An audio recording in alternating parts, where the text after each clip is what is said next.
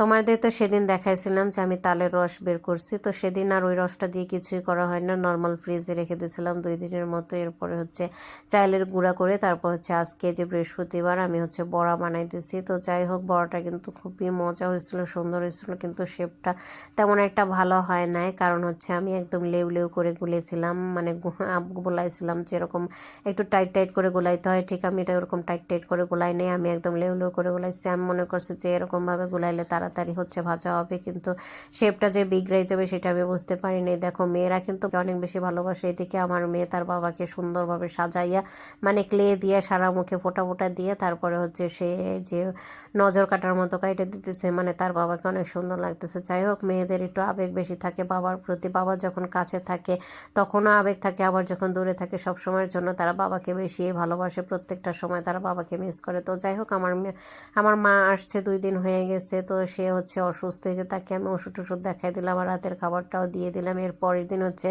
আমরা যাইতেছিলাম আরোহীর প্রি স্কুলে। তো দেখো, প্রি স্কুলে যাওয়ার সময় এতটাই খুশি থাকে যে কি আর বলবো, আগে আগে দৌড়ে দৌড়ে যায়। যদি ওই রাস্তায় ওকে আমি আগে আগে এরকম দৌড়ে দৌড়ে ছাড়ি না, কারণ গাড়ি ঘোড়া মাঝে মাঝে 2-1 ওই যে দেখো একটা মোটরসাইকেল চলে আসছে।